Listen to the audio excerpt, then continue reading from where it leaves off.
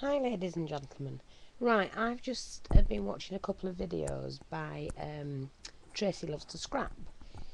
She'd been watching somebody else making one of these shoes. Well, not my shoe, a shoe. And I thought, oh, I like them, I'll have a go. And so I have. And I've come up with this one.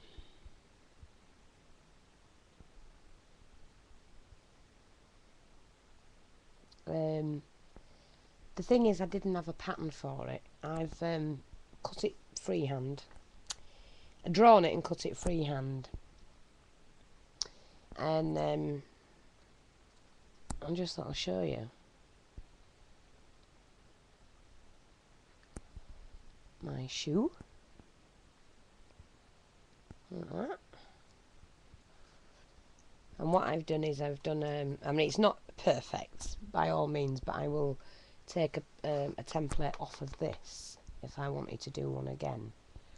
And what I did, to get the heel right, because it looks like quite a big heel, but it's quite a big shoe actually.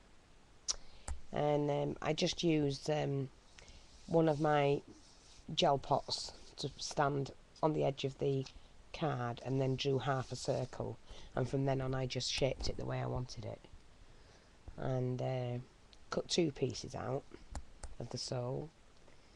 And then it doesn't fit perfect, like I say, because it was all done freehand. And then cut the front out and made it quite large so there's quite, you can see inside. You can get your hand in like that. Nice deep for the back for the heel. I've used a gorgeous flower from Manula. I just love her flowers. They're absolutely fabulous. So I've used that because I use the purple for the bottom sole, and then I use the pink card for the top and the heel. I've only just quickly put a couple of stamps on because I forgot to do that before I'd done the toe. I've actually taken the toe out. I don't like it pointed, but I chose to do mine like that, with the toe slightly out. I mean, I might not keep this flower on, I can always take it off. But then I chose to do the love hearts, the little love hearts going up the front, and again around the sides. But the reason why I thought I'll have a go is because years ago, and I'm talking a long time, I'm nearly 50, and I was 8, 9, when we used to make our own flip-flops. And we used to make it out of, corrugated cardboard, the boxes that we all pack our things in.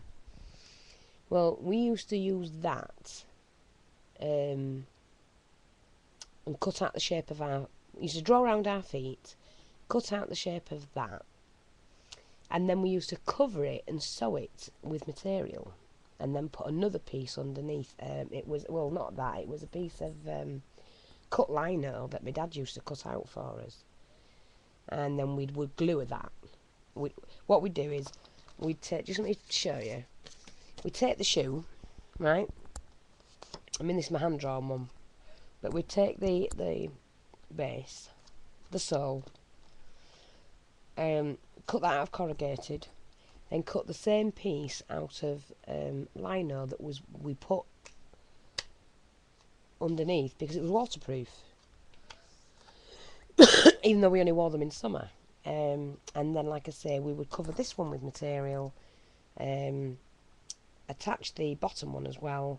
Well, we would, or my father would, glue them, and then the top bit we would, before we put the two pieces together, we used to make the bar that come across your toes. We could make the little bar that came across in a V, or we could make the piece that went straight across the front.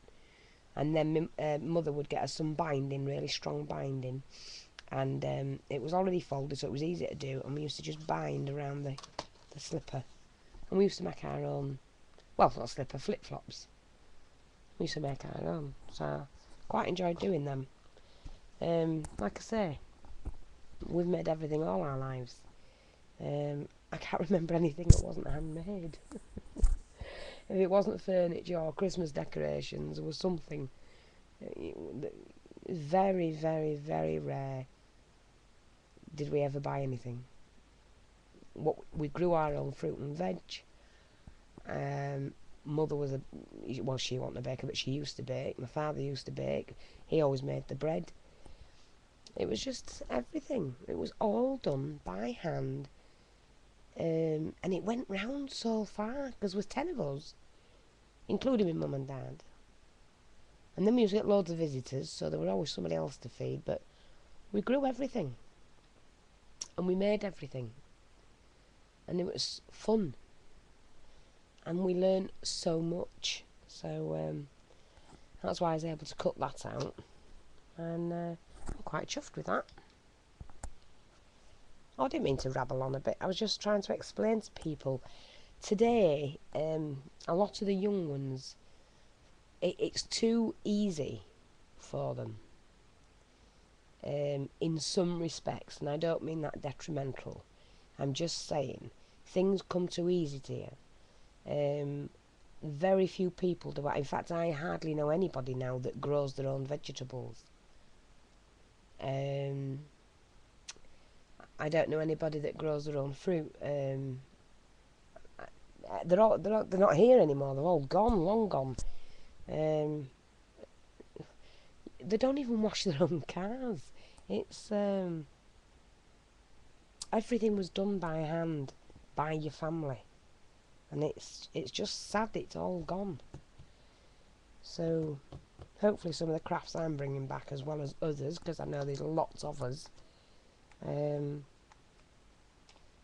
teaches the younger ones. I sure miss them days.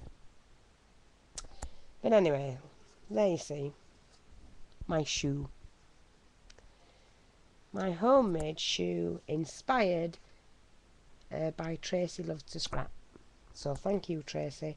I've enjoyed doing that. It's brought back a lot of memories for me. I bet if I had a foot big enough, small enough to go in, I could wear that. Thanks ever so much. Might put some stickles on that now. Oh, by the way, I've just made another batch. Look, nice big bottle of stickles. So I'm going to put some on, I think. Yeah, why not? I'm not ruining it, Manula. It's going to look even better.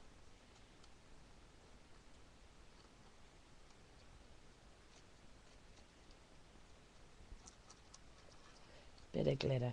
Why not? Let's have glam.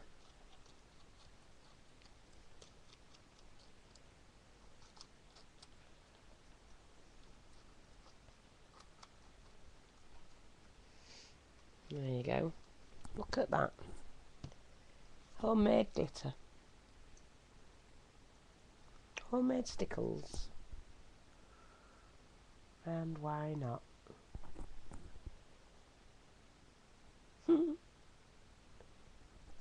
Thanks for dropping by. See ya.